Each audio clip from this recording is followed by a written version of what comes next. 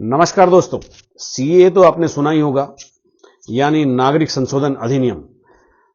आज एक अधिसूचना के माध्यम से केंद्र की मोदी सरकार ने इसको लागू कर दिया है। पूरे देश भर में ये कानून लागू हो गया है। हालांकि वो बात अलग है, कुछ राज्य इसका विरोध कर रहे हैं, लेकिन फिलहाल पार्लियामेंट से पारित इस कानून की अधिसूचना जारी हो गई है। सीए क्या है आखिर और इसकी पृष्ठभूमि क्या है, ये इसमें हम बात करते हैं और समझने की कोशिश करते हैं कि किस तरह से ये देशवासियों के हक में है और किस तरह से लोग इस पर राजनीति भी कर रहे हैं। तो जैसे कि मैंने अभी आपको बताया, क्योंकि केंद्र सरकार ने नागरिक संशोधन अधिनियम के नियमों का नोटिफिकेशन किया है और इस कानून को 2019 में पार्लियामेंट से पास किया गया था, लेकिन देश भर में विरोध प्रदर्शन और पूरी मुखालफत के बाद इसको उस समय रोक लिया गया था। और चूंकि 2019 के भी आम चुनाव उस समय आ गए थे और इससे आर्टिकल में हमें जानने की एक जरूरत पड़ती है कि इससे जुड़े हुए विवाद किस तरह के हैं। यानी अब इसको समझते हैं कि नागरिक संशोधन अधिनियम 2019, यानी ये 2019 में पारित किया गया था। 11 दिसंबर 2019 की तिथि थी और संसद में पारित करने के बाद इसका उद्देश्य यह था कि पाकिस्तान, अफगानिस्तान और बांग्लादेश में धार्मिक उत्पीड़न के कारण जो भारत में जो हिंदू, सिख, बौद्ध, जैन, पारसी, ईसाई जितने भी अल्पसंख्यक आए हैं, लेकिन गैर मुस्लिम, तो यहां यही शब्द इसके विरोध की ध्वनि को तेज कर देता है। यानी जो इन देशों में, पाकिस्तान, अफगानिस्तान, बांग्लादेश में धार्मिक उत्पीड़न लोग सह रहे हैं और वो हिंदू, सिख, बौद्ध, जैनी, पारसी और ईसाई हैं, तो उनको भारत नागरिकता देगा, अपने देश की नागरिकता देगा और उसके लिए उनको किसी तरह के दस्तावेज पेश करने की भी जरूरत नहीं है। लेकिन इन्हीं देशों के मुस्लिम अगर वहां प्रताड़ित होंगे तो उनको यहां पर मान्यता, यानी उनको नागरिकता नहीं मिलेगी। यही एक पूरी विवाद की जड़ थी। यही एक ऐसा बिंदु था जिस पर यहां पूरे देश में पूरा देश के लोग जो हैं इसके दो खेमों में बंट गए। एक विपक्ष में चला गया और एक पक्ष में चला गया। आपत्ति क्या है? ये आपत्ति ये है कि एक तरफ लोग ये कहते हैं कि जो उत्पीड़न का शिकार हुए अल्पसंख्यक हैं उनको आसरा देने के लिए लाया गया है, और दूसरी तरफ विरोध में ये कहा जाता है कि मुसलमानों को बेघर करने के मकसद से कानून लाया गया।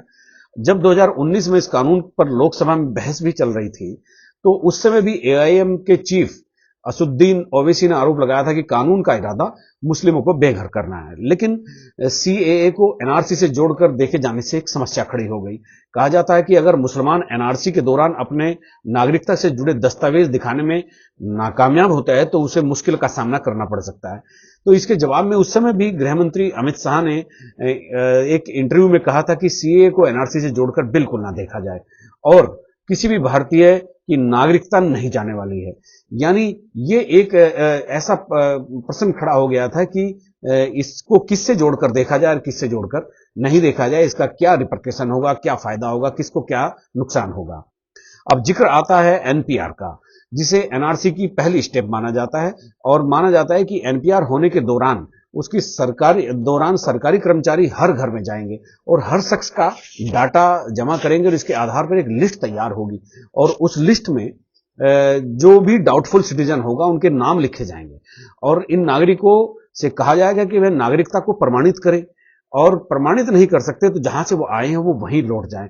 इसके बाद एक लिस्ट तैयार की जाएगी। फिर नागरिकता साबित नहीं कर पाने पर फिर उनको डिटेंशन सेंटर भेज दिया जाएगा। तो ये एक बड़ी बहस चलती रही और आज इसकी एक अधिसूचना जारी हो गई और अधिसूचना जारी होने के बाद देश में अब इस पर राजनीति भी शुरू हो गई है। आपको याद होगा कि केंद्रीय गृह मंत्री ने पिछले कुछ दिन पहले ये कहा था कि चुनाव से पहले हम इसकी अधिसूचना जारी करके सीए को पूरे देश में लागू कर देंगे।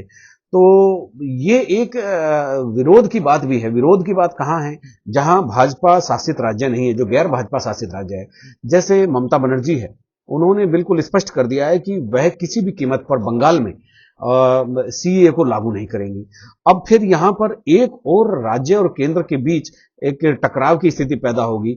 संविधान किसको कितना अधिकार देता है, संविधान राज्य को अधिकार किस तरह के देता है और केंद्र को किस तरह के देता है।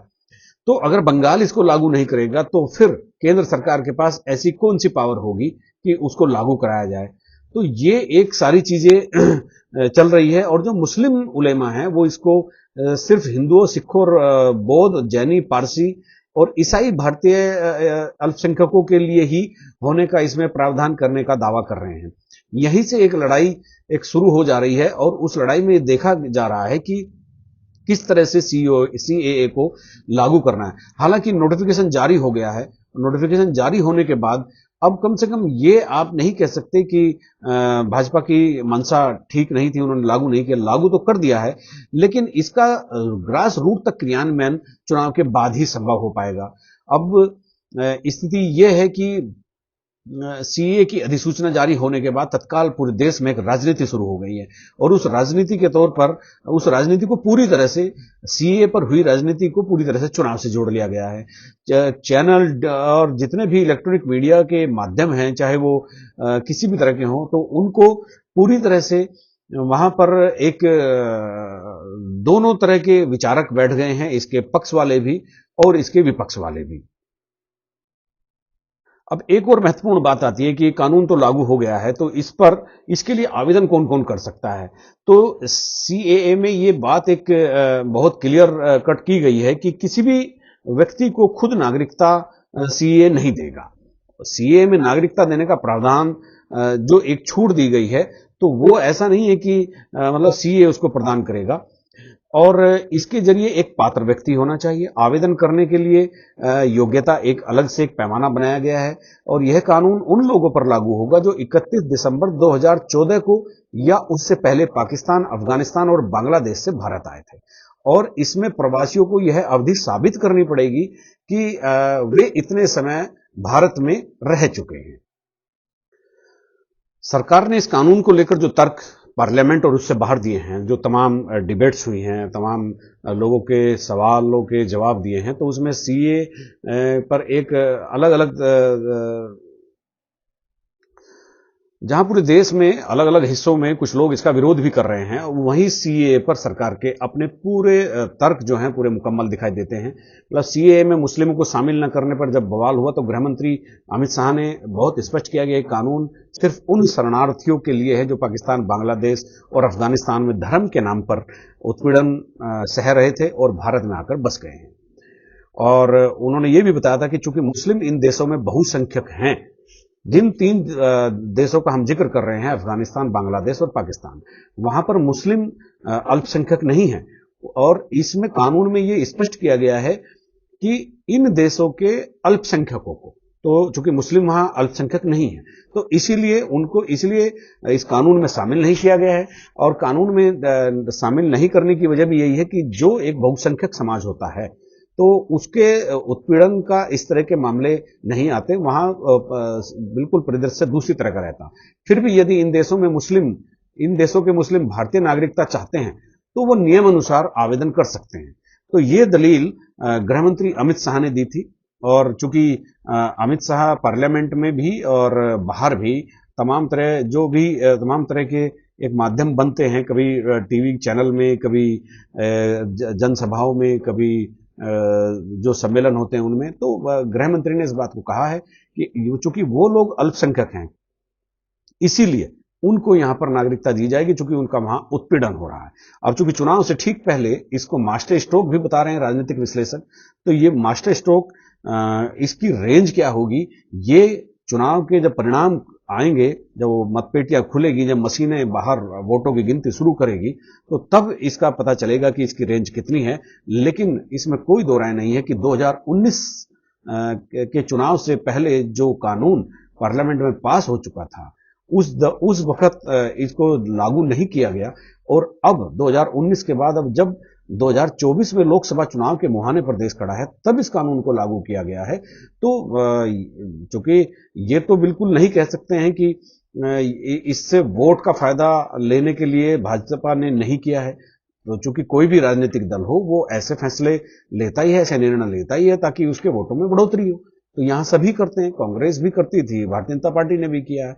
लेकिन कोई कानून बहुत ही खूबसूरती के साथ, स्पष्टता के साथ, निष्पक्षता के साथ ग्राउंड पर आ जाए, तो तब उसका जो क्रियान्वयन है उसका पता चलता है कि किस तरह से उस कानून को लागू किया जाना। फिलहाल अब इंतजार करते हैं कि चुनाव में क्या माहौल रहता है सीएए को लेकर के, और जो विरोधी लोग हैं वो सीएए पर या धर्म के नाम पर दूसरे मजहब के लोगों को कितना भड़काकर यूनाइट कर अपने पक्ष में वोट डलवाने का काम कर लेते हैं, या भारतीय जनता पार्टी के पक्ष में उनके मतदाता और एकजुट होकर वोट डालते हैं। तो ये सारी चीजों पर अभी बहस करने का समय आएगा जब चुनाव की मतपेटियां खुलेंगी और परिणाम सामने होंगे। नमस्कार, आज बस इतना ही।